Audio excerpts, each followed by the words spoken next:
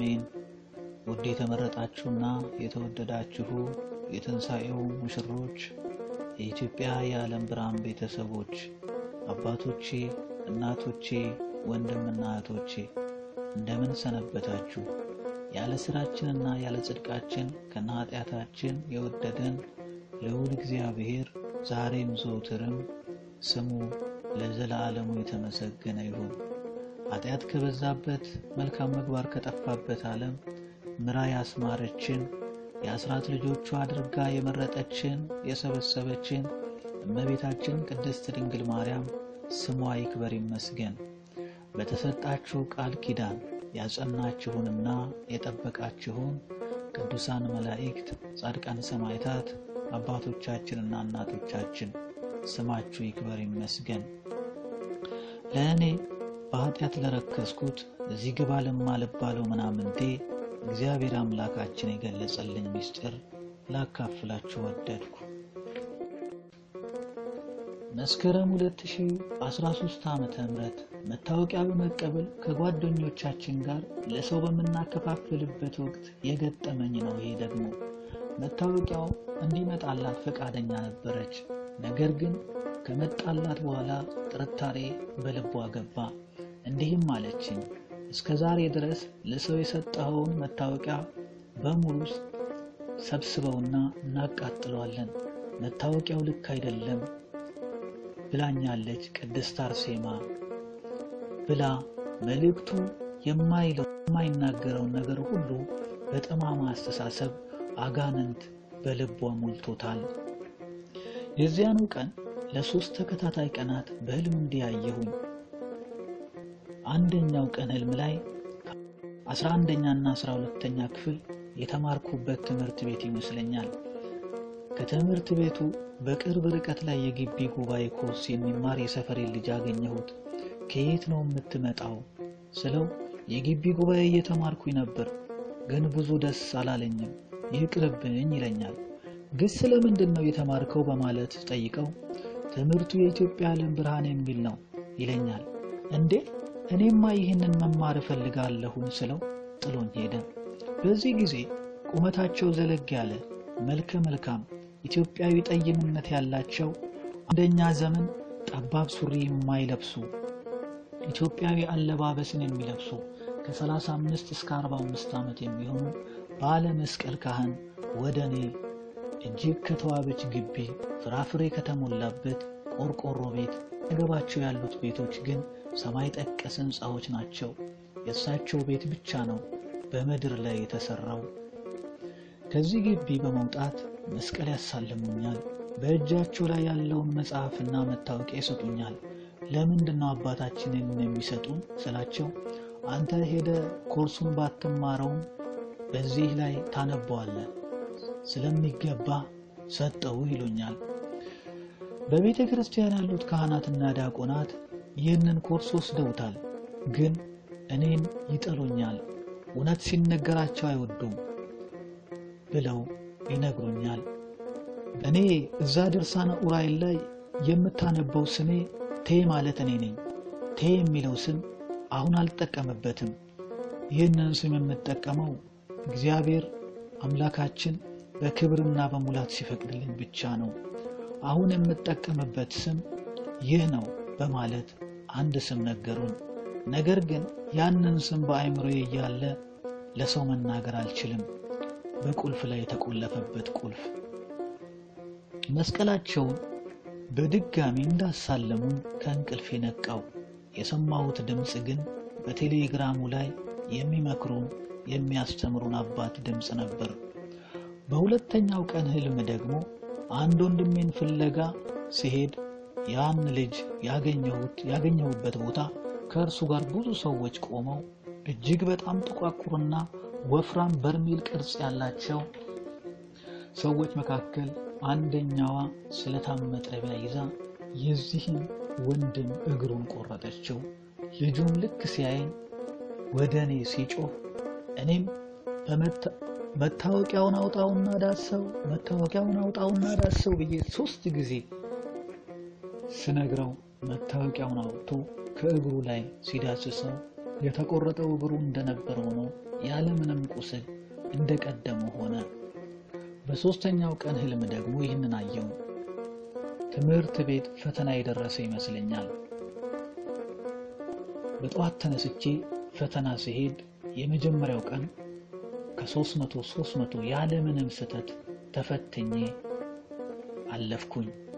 በሁለተኛው ቀን ደግሞ 300 ከ300 ያለምንም ስህተት ተፈትኜ በሁለቱ ቀን ማለት 600 ከ600 አመጣው። በሶስተኛው ቀን ፈተና ላይ ደግሞ 300 ፈተና ይቀርብኝ ነበር። ከእንቅልፌ ስነሳ ረፍዶብኛል። ልብሴን እንኳን አልለበስኩም። ስለረፈደብኝ እየተጨነቅኩኝ እያለ በመጀመሪያው ቀን ያነጋገሩን ወደ እኔ መጥተው ፈተናው የቀረበልህ 900ውን እንድትሰራው ነበር፣ ነገር ግን አንተ የሰራኸው 600ውን ብቻ ነው። 300ውን እንዳትሰራው የከለከለ ያለብህ የህይወት ፈተና ነው። ለወደፊቱ ግን ጨርሰህ ትሰራዋለህ ብለው አጽናንተውን ተለዩ። በሌላው በኩል ደግሞ መልእክት 9 እንደወጣ ሰሞን ነው።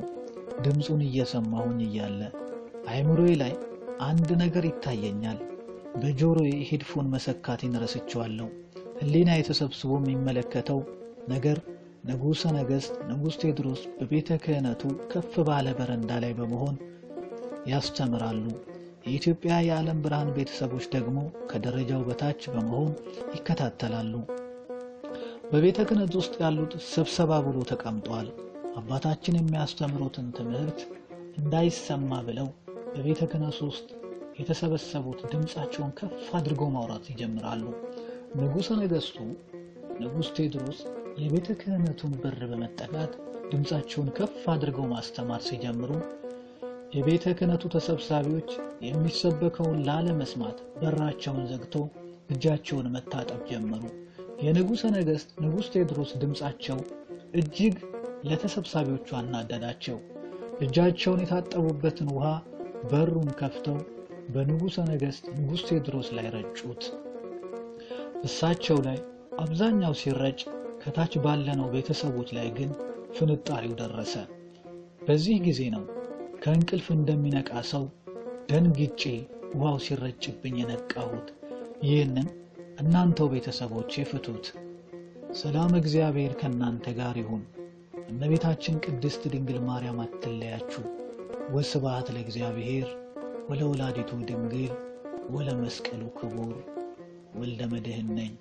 ከትጓን መማክርቶች አንዱ ፉሪ በቀል ይገል እንዳሰበ ቃየልን በግብር የመሰለው ማነው? በቁጣ ገጽታው ልቡ የተቆረ በጥላቻ ብዛት ነፍሱ የመረረ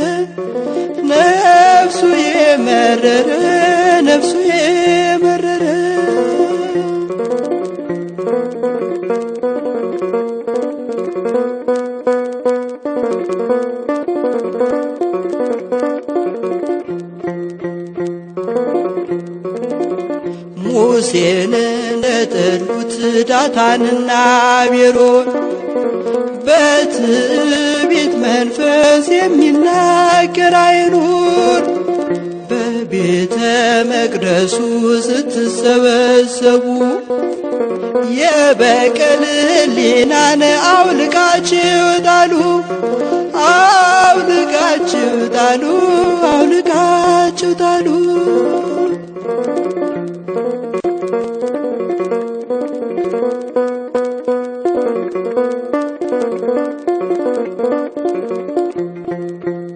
ወንድሙን በበቀል ይገል እንዳሰበው ቃየልን በግብር የመሰለው ማነው? በቁጣ ገጽታ ልቡ የተቆረ በጥላቻ ብዛት ነፍሱ የመረረ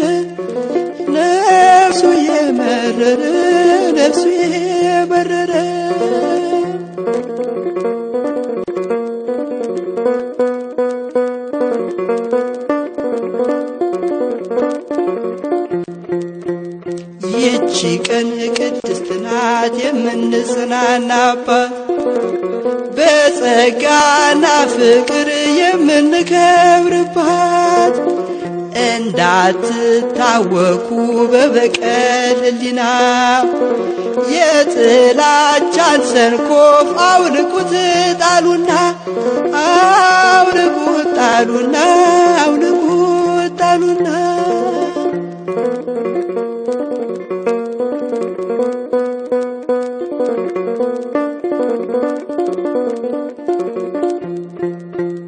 ወንድሙን በበቀል ሊገል እንዳሰበ ቃየልን በግብር የመሰለው ማነው?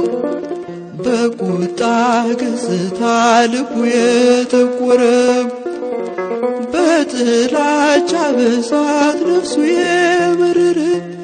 ነፍሱ የመረረ